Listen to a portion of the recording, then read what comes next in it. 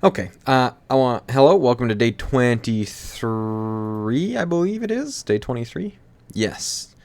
So, I apologize for the flickering camera, but I can't do anything about that. I thought it was the window, so I covered it up with a blanket. Go Blues. But it's not, so you're going to have to deal with the flickering camera. So, apologize for that. But, Wednesday, day 23. Honestly, pretty good day. I was still kind of in the rut a little bit, but I started getting out of it. It was pretty good. And it's always a good evening when you get to see some thunderstorms. We had some really crazy thunderstorms here. It's strongest wind and heaviest rain I think I've walked outside during. I felt like I was being hit by a power washer. But anyways, yeah, I got the I got the pile of dishes done that I had in my sink, and then I cooked all the food that I needed to cook for the rest of the week. So good. We got that figured out. And then I went to church Wednesday evening for the continuing of the secrets of contentment. And I'm gonna try not to go on like a rant here, but this week was really, really important about. And I'm sorry for the background noise. I have to record this now if I want to get it up by 9, but they're doing construction in my apartments, so sorry, can't do anything about that.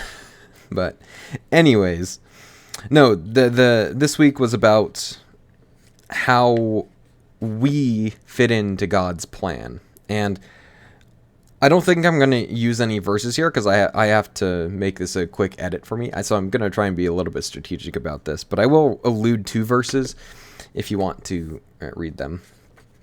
But okay, how do I want to start this? So to me, this is one of my biggest pet peeves when it comes to modern society as well, because I didn't recognize it at first, but because of how prevalent it is in society. But once I did, it really changed the way my perspective on things. And so and that is it's not all about you. The individualism, let's see, what was the word that was used? It was expressive individualism that the world peddles. That's worthless. It really is. Now, there's nothing wrong with taking care of yourself. I don't want to come across as being and be interpreted as I'm telling you to never think about yourself, never take care of yourself. No, that's not what I'm saying at all. Take care of yourself. It's important to do that, but you're not the most important thing in the world. I hate to break it to you, but you're not the most important thing in the world, okay? That might be a little condescending. I apologize if it came across that way, but the reality is it's not biblical to be selfish and take care of only yourself and cut those people out of your life that you disagree with or are toxic to you. Now, don't get me wrong. Distancing yourself from completely toxic individuals is a good thing. But distancing yourself from somebody just because they disagree with you or because they call out some of the individualistic and expressive and selfish behaviors that you're exhibiting, that is a completely different thing. Now, toxic people, one thing, but people who call you out on some of your baloney, yeah, no, that's it's toxic of you to cut them out of your life. That's my opinion. You feel free to disagree with that, but to me, whether it's political, religious, it doesn't matter. I'm not saying that you have to keep them as close as all of your friends and as close as your family, but to me, it's not biblical to do that. But anyways, let me move on before I start talking in circles there. Yeah, no, the modern idea of contentment being self-care is such a lie.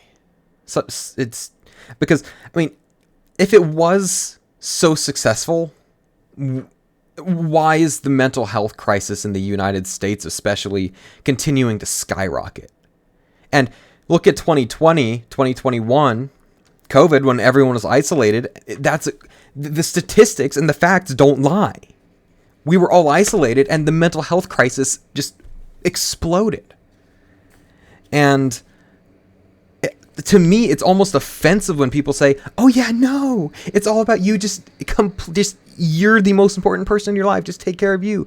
Because I know that that's not true, and that was the biggest lie that has ever been said to me. And like, "Oh yeah, no, it's fine. Just take care of yourself." Now, I'm not saying that it's not important to take care of your health, but it's not just for you. It's for the people around you, for your friends, for your family, for the people that you take care of, and the people that you can help.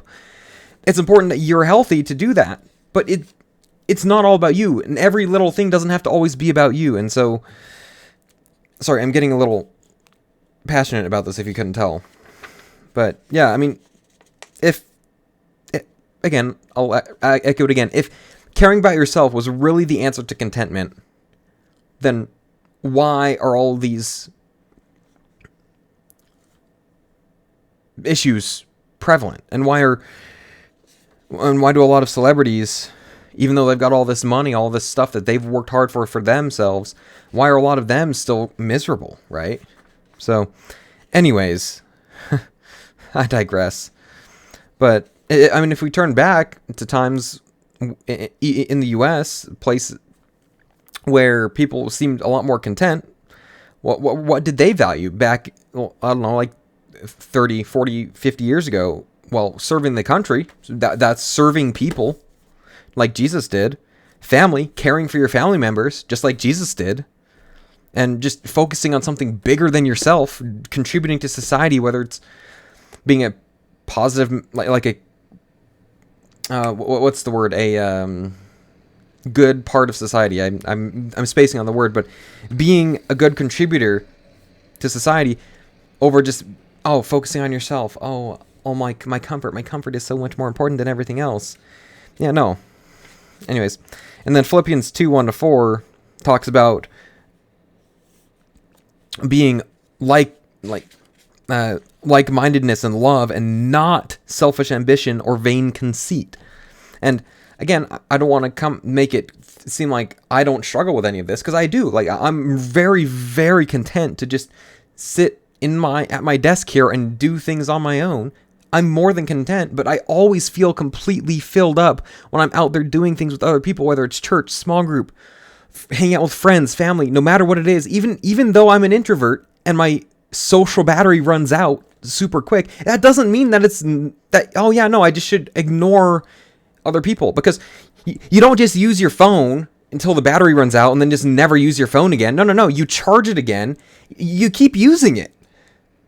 Just because the battery runs out doesn't mean the phone is defective. No, you charge it again and use it again and keep using it. And so, anyways,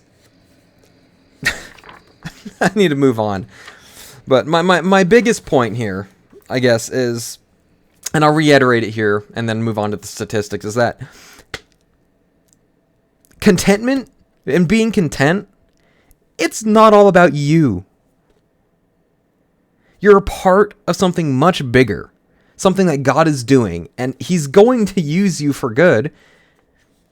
Just trust that. And I call back to what I was saying about whatever season in life, it may not be great according to you. It may not look good, but God will use that for good. He will turn that around. He'll find a way to make that look good. And if you have enough faith, you will be content in that. But anyways, I'll leave that there. That was a little bit ranty, and I apologize. But I think that was an important one to say, especially with the division in this country and with an election coming up. I just think about it, and it's so just, it breaks my heart, and it's so antithetical to unity. This, it's all about me, it's all about me, it's all about me. We're never going to have unity, and we're never going to come together and just be a better people, whether you're Christian or not, if we're not adhering to community instead of individual and expressive individualism. And anyways, I could go down this rabbit hole for ages, so let's just move on to statistics. So I got 2 hours and 8 minutes of sleep on day 23. Not a whole lot. So, yeah. Again, part of why I've been struggling this week is just not being able to sleep. And I'm wondering if it was because the wind was so high. I'm thinking about this 9 because it's really loud in my bedroom when the wind gets really high. But again, maybe I'm just making excuses. Maybe I just needed to focus on being asleep more instead of letting my mind race, or more intentional about sleeping instead of thinking and being like, oh yeah, no, I should go do that real quick. Oh, I should write that down. Oh, I should go do that real quick before I go to bed. So, yeah.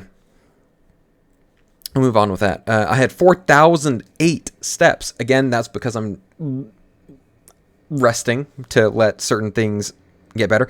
And as I'm recording this, it already is much better. So, thumbs up there.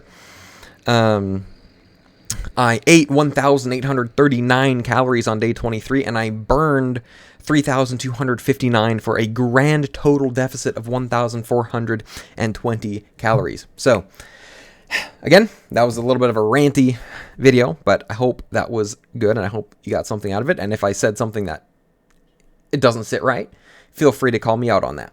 But that's where I'll leave it, and I will see you in day 24, which is Halloween spooky. Why am I doing that?